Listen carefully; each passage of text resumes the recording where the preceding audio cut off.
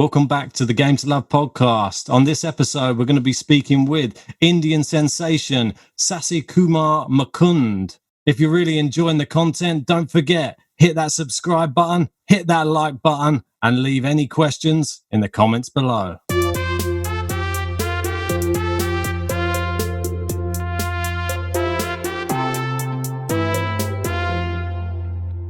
Hey. Hi. How's it going? Going all right. I think we're looking to head to the tennis courts on Monday. So. Oh, really? Permission. So, yeah. Oh, that's fantastic news. Like, how long have you been not playing tennis for? The 23rd of March. Oh, wow. Oh, long time. Yeah, pretty long time. You haven't forgotten how to play yet. I hope so. No. I mean, it's just great to have you come on the podcast. You're a player. Thanks. Sounds very interesting. I think Ilya was here as well, right? I checked one of your posts. That's correct. Yeah. We had Ankita Rayner. She came on a couple of podcasts ago as well. Oh, nice. Oh, wow. Didn't know that. Yeah, so that was it's really nice. So it's great to have another Indian guest on the podcast. So yeah, a pleasure to have you on. Pleasure here as well. Where you at? Where you at right now?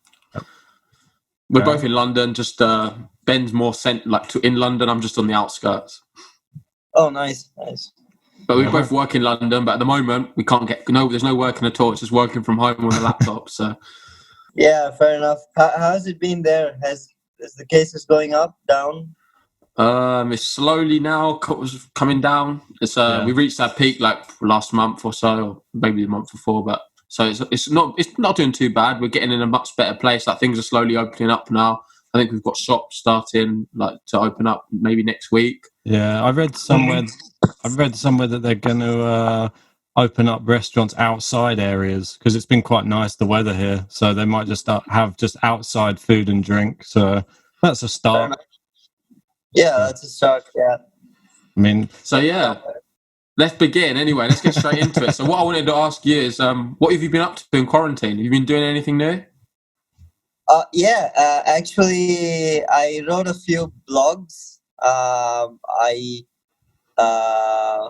And then I started trading with shares for the first time in my life. Wow. I didn't. All I knew about shares was one share costs this much and it goes up, you're in profit, goes down, you're in loss. But that's all I knew. Exactly the same as me. I've just started as well. Yeah, and one of my coaches that knew me from one of my first coaches. We don't coach anymore, but we're good friends. And he said, "I want you to look for a way to make money other than tennis. I want you to learn a new skill." And he does this on a daily basis. So I just tried it out, and it's been interesting. It's been 1 week so far. Nice. So, nice. Yeah. I've really enjoyed it as well. It's been a bit of a journey. I feel like now is the best time to buy. Obviously, exactly. Things are really low, and I feel like it's only an upward scope. Yeah, it's interesting, and it gives you some feel of competition as well. You're kind of in the adrenaline, and it's not as risky as a casino, but at the same time, it's pretty fun. So I've been enjoying it. I wrote around 7 blogs about different things on the platform Indian Tennis Daily. So I write one every Saturday.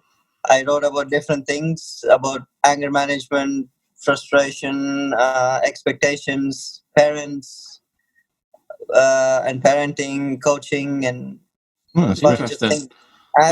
We'll put your blog in the description so people can watch it.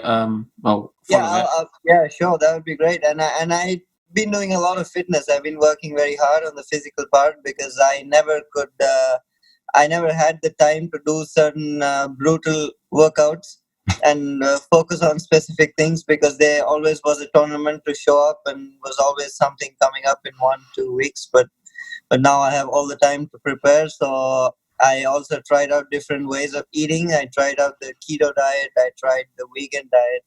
Wow. To see how my body is reacting. And because I never could experiment all these things when I was on the tour. Yeah. So it's quite congested schedule, isn't it, on on the Yeah, it score. is. It is. Yeah, it's always so. Never wanted to do new experiments, but now I tried everything out that was in mind. Oh, perfect. I got a lot fitter. That's great. Do you think that's one part of your game that you are really wanting to improve then? Yeah, definitely. I would say so, because I think I think if I see myself playing the slam soon, I gotta be ready for 5 sets. So amazing. I think it's a very good investment. Yeah, for sure. And it's a proper battle as well when you get to these Grand Slams, playing these 5 sets. Usually you're playing against a great opponent as well. So if you can get your fitness there, you're halfway there, maybe. Yeah. I was having a look back through some of the matches in your career and having a look at some of the like how you've sort of done over the past years and stuff. I noticed that there was like a sort of run of form that wasn't great in 2016, but then you dropped back down to, that was in Challengers, and you dropped back down to the Futures and managed to win 3 Future tournaments in 2017, and then came back onto the Challenger Tour and were like hitting quarterfinals on nearly every event after that. Like, do you think that was really important, just to drop back down for a bit and just build yourself back up again? At that time, I don't even think I was ready to play Challengers physically on a weekly basis, because I think I was not ready mentally and physically to keep up that intensity week after week. So I had to build that first in the Futures. I don't think I did that because I was losing a few matches, because I don't believe in going one level down just because you're losing a few matches. If you think you belong there, you got to stay there. And that's how the big guys do it. You never see Roger Federer or a top 10 player coming and playing at 250 even very often. No. So the main reason was, as I said, I don't think at the age of 17, 18, I was ready physically for Challengers yet, or even mentally. Did you find the gap then between Challengers and ITF was quite a big gap?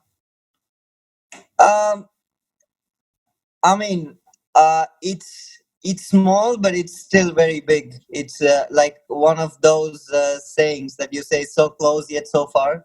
Okay. It's one of those things that if you see the literal meaning, it's not very far. But if you go out there and do it, it is a bunch of things that you actually need to do. And consistency is a very, very big difference in between the ITF and the Challengers, because it's guys are working out in the same intensity, playing in the same intensity day in and day out. It's not one day. It's not only the days that they feel good. It's day in, every day, and every match that they are really focused and really trying to win. And it's in the ITF, that's one thing that you rarely get to see. That when things are going well, everything's fine, but when you're not feeling well, it's not the same anymore. And that's why they don't they perform only 3 weeks a year. And well, definitely. Do you think that I've heard that from some other players that it's sometimes the difference between just the ball coming back an extra 1 or 2 times when you thought the rally was going to be over? Like, is that sort of like the level, and then you step up to ATP, and then it's even more like you get players like Djokovic, who it's literally impossible to put them away in a point. Of course, I mean, a winner happens. I mean, if I play a guy who's 70 years old, the winner's gonna come in 2 balls. And if I play Novak, I gotta hit 12 shots. That's the thumb rule of tennis. The better the opponent, the better shots you gotta hit to get past him. But if you ask me, that's one of the smaller differences. I don't think that the tennis is the difference between Futures and Challengers and ATP. The tennis, it can be a difference, but not always, not all the time. I think the biggest difference is how the perspective of how they view the sport and how they look at the game and how fit they are, and how consistent they are. As I said, week in, week out, they don't lose motivation. They keep they going after it again and again. And also that's the but I don't think the difference between challengers and ATP is as big as ITF and challengers. The challengers and ATP, Okay. it's just a very thin line. Yeah, I would agree. Okay, maybe not the Masters 1000 or the Masters 500 events, Yeah. but the 250 events and some of the Masters 1000, some of them 500s. I completely agree with it. Like, we watch a lot of the challenges, and it's just incredible. The standard's so high. We find we would like more people to be watching it. Exactly. And even challengers, there are some very, very good players at the ATP, and they just don't come and win the challenger out of nowhere. I've seen many top players lose in challengers. I've seen Damir Zumhor lose. I've seen Alias Benene lose, and these guys are 40 in the world, 30, 40 in the world. Then you have and I've seen them play 3 sets against somebody 200, 300. I've seen them struggle. I've seen them grind through the initial rounds. So, but if you see a guy from challengers coming to futures, it's just walking through normally. Yeah, I think that's the sort of thing that we've been speaking to a few other players as well, and it's just showing that difference between those two. The challenger is so close to the ATP, and you've seen players like Seyboth Wild made the jump, won his first ATP event, and like people like that. Like, and that we want to bring like to everybody from our podcast to show how good people in challengers really are, because I don't think people even realise the high level of challenger events. There just seems to be a lack of recognition for the players as well. Like, obviously this relates then to the prize money and the problems with the prize money being very focused at the top. More needs to be sort of distributed downwards. And we feel like the Challenger Tour especially deserves a lot more of that prize fund, because the tennis is incredible. It's just the whole events, everything around it. And it's just like, if we can do anything from this podcast and promote more of the Challenger stuff, that's something we'd love to do for sure. Yeah, I mean, that's a great initiative and the thought process, because I completely agree with you. There's nothing more to add. I think the level at the Challengers is still very, very good. I mean, I was in China last year. I was watching Istamin play Yun Seong Chung, and I think that match was top 30 level, at least for a set and a half, or top 20 even. Those guys were murdering the ball, but there were 2 people watching. One was me, and one was Yun Seong's coach. But they're both incredible players, actually. I mean, and that was fantastic tennis. I think there's so many fantastic young players coming through that people probably don't even know about until they hit the ATP level. And if they were just told about them, I mean, there's one player which I've sort of picked out because I was looking through the list of players you played, and you've actually beaten this guy as well, Emil Rusevori, which you played back in China in November, what was it, 2018? In Shenzhen, in Shenzhen, and you beat this, and this guy has been on a tear since, and he's made it nearly top 100 now. But and he was I remember in June last year, and he played a futures and he lost second round, third round. He just came to a challenger. He ended up winning it, and that's what he told me, that after that week the confidence changed, and he beat Dominic Thiem 6-2, 6-2. You know, but the guy was playing a futures 4 months ago and was struggling. So sometimes tennis makes you wonder, you know, if what is the real level. Yeah, and I think a good way to follow on from this is relating it back to your career and yourself personally. We've noticed that the last few years we watch as many games as we can of yours, and we love watching you. We've noticed you've been improving quite a bit. What was 2020? What was your aim to sort of reach in 2020? Because you see, you're getting up the leaderboard now. You're going through the rankings. I mean, I think I could have gone close to 100, somewhere where Emil is right now. Maybe if I was really lucky and things went well, 95, if not 110, 115, 105, something beside that. Because I played Nishioka. I won the first set 6-1, and then he retired. But I was playing great tennis. I beat Lorenzi. I mean, when I played someone 100 this year, it felt like, I mean, it's not special anymore. So I think if I had a good run in the Asian Challengers, I would be looking close to 130, 120 at least. Yeah, we completely agree for sure. Like we've noticed that you're a brilliant player, and we just think this was your year. I feel it's a shame, obviously, coronavirus has happened, but this was a good chance for you to sort of cement yourself higher up in the rankings. Yeah. I think this year would have been the big jump to the ATP Tour events and into the qualifying, and then next year I could have looked into breaking that 100. But this would have been the year. I agree with you. I think it was the time to make a jump. Yeah, I think so as well, because we've seen, obviously, with one of, I'm not sure how are you quite close with the other Indian players as well? We've seen Sumit Nagal. He's in and around that 120 mark at the moment. And we thought that was where you were going to be moving up. He's quite young as well, like yourself. I think he's around 22, is he? Around that age? Yeah. Yeah, I mean, are you quite close, all of the guys, like the Indian tennis players? Yeah, very close. I mean, Sumit, unfortunately, I'm not that close with, because the last time I met him properly was 10, 11 years back when we played juniors. And then we met 5-6 years later. We didn't meet each other for a very, very long time.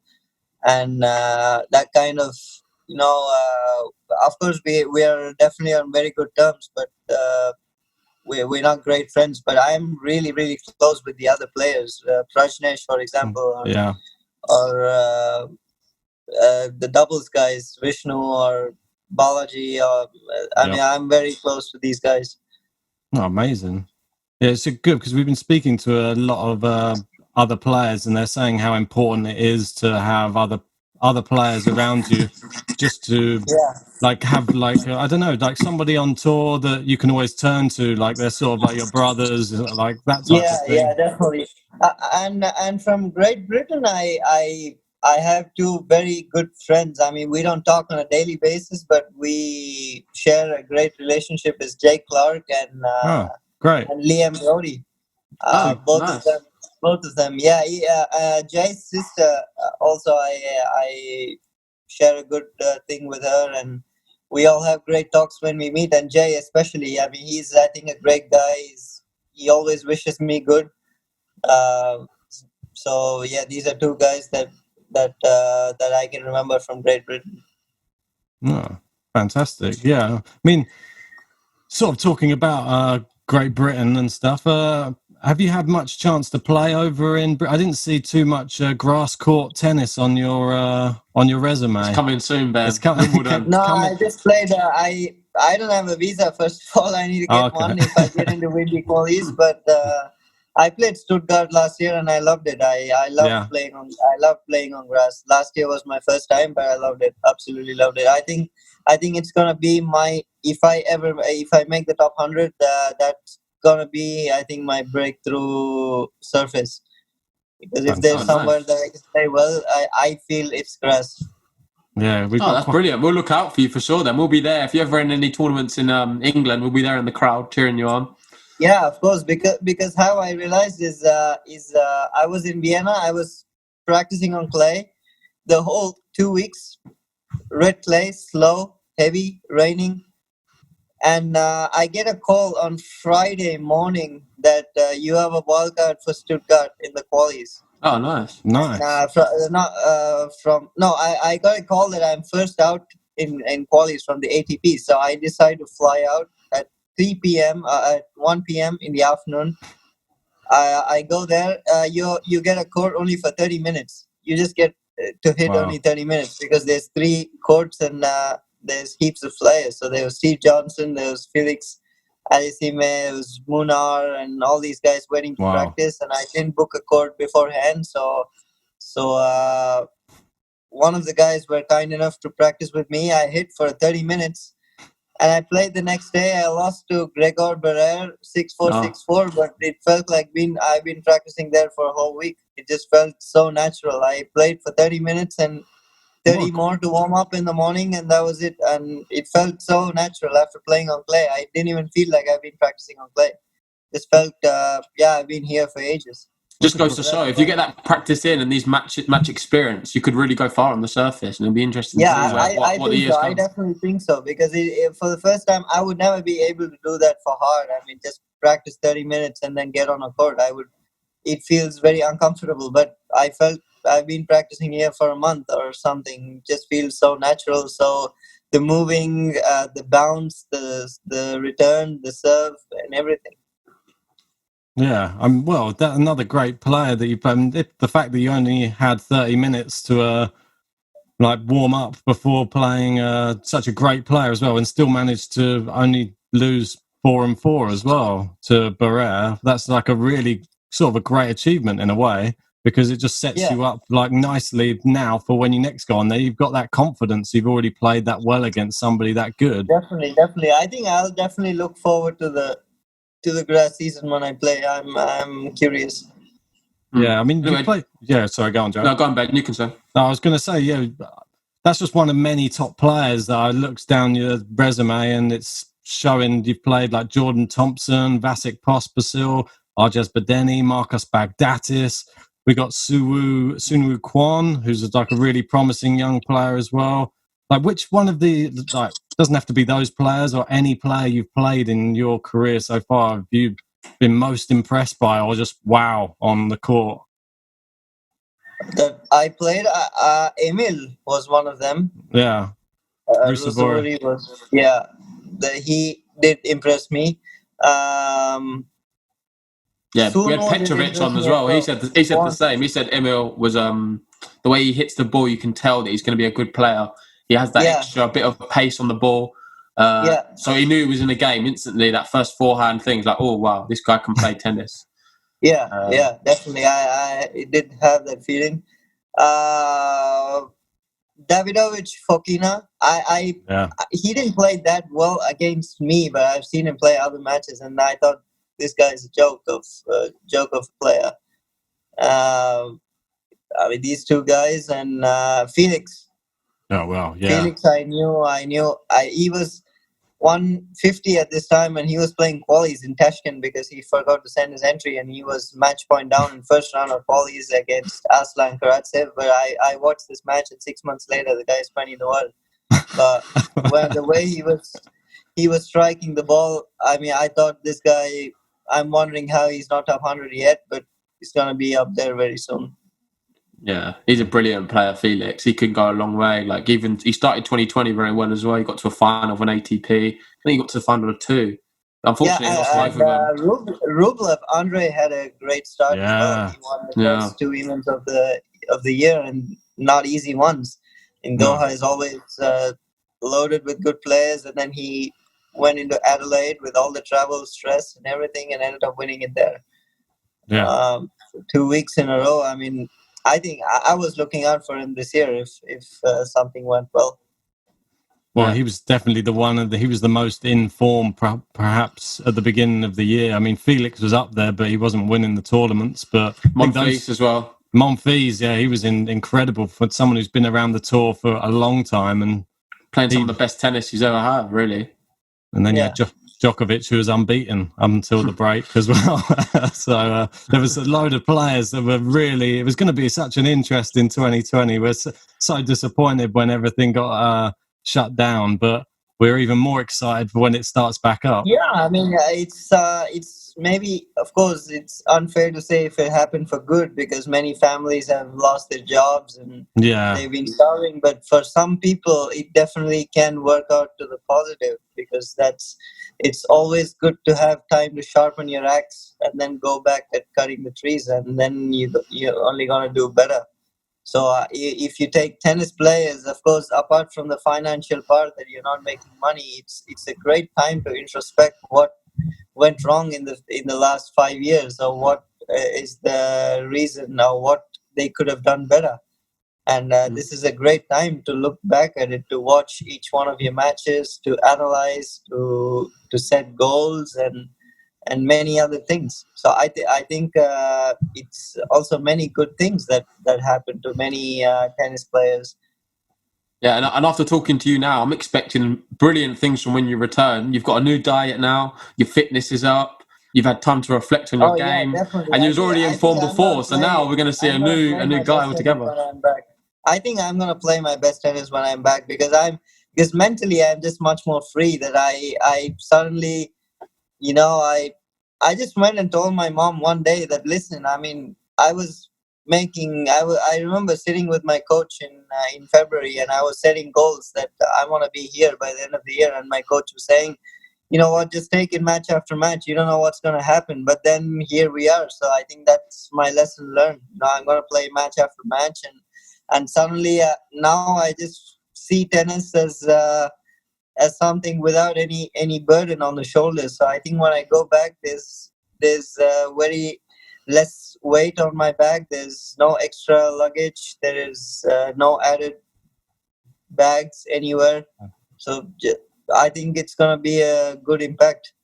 A question I did have, actually, what I wanted to ask you was about the Challenger Tour, because we had a lot of plans to go to a few events this year. Obviously, we can't now. I just wanted to ask you, really, what's one of your favourite events? In the Challenger? Yeah, like one of your favourite places to go, necessarily, like one of the great tournaments. Budapest was a great event. Budapest was a great Challenger. Bangalore is very good, normally. Okay. Yeah, I know that's not in. Any reason for that, or? Great hotel. The locker rooms are very neat and clean. You have all the shower gels, and you have all the necessary things that you need. Maybe the food's not one of the best, but the stadium's great. There's always great atmosphere because it's inside a park, big massive park. So there's always passerbys coming in to watch matches, and it's always people watching when Indians play. And you watch all the three courts if you sit anywhere in the stadium. The three courts just right next to each other, and it's a big round stand.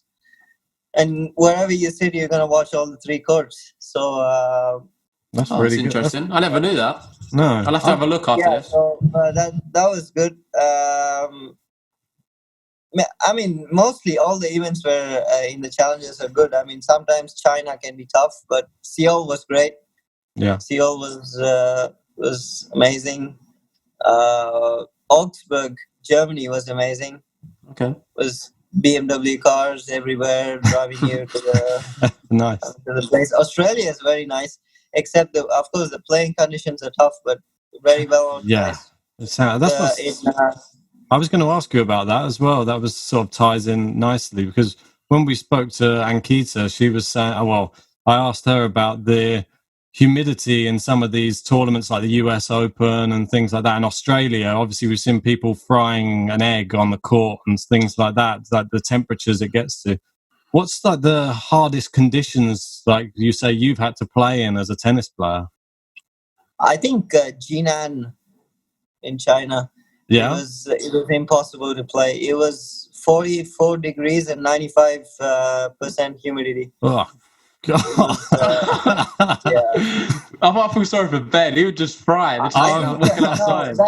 That year, it was the highest retirements in a challenger. In a draw of 48, was 11 players couldn't finish a set.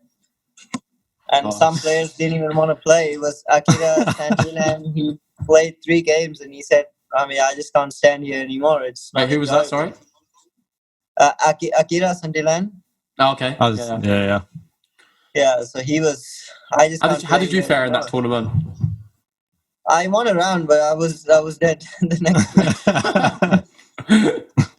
You're just looking for the air conditioner. Right. You got through one round. Yeah, that was really tough. I was going to say we've watched a few challenges and stuff like online, and it seems like in some of them they just allow play to go on even when there's like high winds playing and all this type of thing, and you can see like the players noticeably struggling to even throw the ball up for a serve. Oh yeah. Happened heaps of times in Australia. This can happen, and Traralgon is very difficult to play because it can be sunny, 35 degrees, all normal. In a gap of 2 minutes, it's cold, freezing. Wow. Windy, freezing cold for the next 30 minutes. So it goes from fast conditions, hot, sweating to freezing cold from 30 degrees to 15 in 2 minutes until 30 minutes, and then it's sunny again. Wow. So that could get sick with this type of conditions really easily, surely. Many players had a flu that week, and the wind is tough. It just goes in all directions, left, right, front, back. God. That was the windiest place I played, and nowhere else the wind was that big a problem. Nice. Anyway, I've got a bit of a generic question now. We've been asking all the players when they've been coming on. I just want to know, do you have a favourite player on tour? Doesn't have to be one of the big guys, just someone who you look at and you think, these games are really interesting to watch. Mark Polman's always, I think, my best friend on tour. He just once, he watched me play in Bangalore and he started saying, "You're my favorite player on tour." He started telling me this. And at first I thought, because I had a pretty bad opinion on Australians, because looking at I think, according to me, most of them are dickheads. They have no idea how to behave. So I and Mark is completely the opposite. He's probably the nicest guy you can ever meet. And when he started saying this, I thought he was being sarcastic, because I was 400 and he was 140 or 130. So I thought this guy was joking. So I didn't even say thanks. I just walked away. But he kept saying this again and again. And then once I knew that he was actually saying it, that he actually showed up for all my matches after that. And he's been one of my closest friends on the tour, and I love watching him play, giving 110% every time, always fighting, always pumped. No, he's a brilliant player. He always has the hat, right, with the little thing. Yeah. And I like watching Yuri Rodionov as well from Austria. Amazing player. Great touch, great feel. Yeah, another player. I think he played against recently, another great young player from the Challenger Tour, JJ Wolf as well. He's been the one we've sort of been keeping an eye on as well. I watched that match online. I try to watch these guys online when I can, but yeah, there's so many promising young players. Like you just named, how surprised he hasn't come up on the podcast more often, Mark Polman's, but he's one Jaron showed me, I think it was last year at some point, and I was just blown away by how good this guy was. Yeah. He's got a very good game, overall. Solid serve, and then from there, he's very consistent with his shots, I feel. And it's very rare. He doesn't go wide very often. Of the Australian Open doubles. He's a great doubles player, phenomenal doubles player. Yeah, for sure. And Yuki Bamri is one of my favorite players to watch, not because he's Indian, just the way he plays. Okay. Nice one. So you're not really a big fan of the Australians in general, then? So are you not going to be a big Nick fan? I'm assuming. No, definitely not. That's my complete opposite of the way I was brought up. I mean, if my son was doing that, I would hit him. So that's not my way. No, I thought I had to add that in there because I could feel it before. So yeah, I would rather be top 50 or 60 and behave different than being top 20 and be like that. So that's it's not right or wrong, but it's just my perspective of things. Yeah, I think he's just trying to be this free spirit. I think that's his ethos. It's not a bad thing. Each to his own. I think there's nothing right or wrong in this, and he's not hurting anybody. But it's just not the way I look at things. No, I think people would prefer it if he just took the whole thing a bit more serious. Obviously, you see how much unbelievable potential and talent that this guy has, and when he doesn't take it as seriously as the top guys, it's a little bit. Probably can be frustrating for other players when they realise that he can beat other players who are lower ranked than him, but then has this attitude to go with it. So he's a bit of a, as we say in the UK, a bit of a Marmite player. You either love him or hate him. Yeah. When you played in February last year in this Challenger in India, obviously you've probably had the crowd on your side, all this type of thing. You managed to knock out two really good players in the first couple of rounds, which was Vanaslow and then Mohammed Tafwat, and then you only just lost in 3 sets to what is an amazing bright prospect now. Mute, yeah. So I mean that was a week after Davis Cup. That was my first time representing my country, and amazing. Yeah, the week and the tie got over on Sunday. I took the first flight out, and I played a match on Monday evening, and the adrenaline was there. I was really pumped and confident from all the practices and from the team atmosphere. So I was just feeling great going into that week. Yeah, nice. It looked really good. I mean, he's now 75 in the world. So it just goes to. He's a good player. He was another guy that really impressed me. Definitely. Probably so many. You can't even just think of one. But, not many actually. Not many that blew my mind off. And I think even Mute didn't blow my mind off. But Ziz and Zhang are definitely really. I just don't like him. I'm really impressed when I watch him play. Fair enough. Nice. Well, we've got like 3 minutes left now, so before it ends, so we'll just wrap it up now, I think. Yeah, sure. There's one thing I was going to ask, which was, when are you returning back to tennis now? So when are we going to see you back on the court? Monday. I'll be hitting my first ball after a while. So Monday is. Have you been approached at all by any tournament operators to discuss like any exhibition matches or anything? Not yet, because the situation here is not great right now. So we gotta wait for things to settle down a bit more, and then we'll look to do something. Oh, no worries. We'll look out for you anyway. We can't wait to see you back on. Thanks for coming on the podcast. It's been interesting talking to you for sure. It's been very interesting to talk to you guys as well. It's been a pleasure, man. And sure. Thank you. We'll see you on the tour. See you, man. Bye.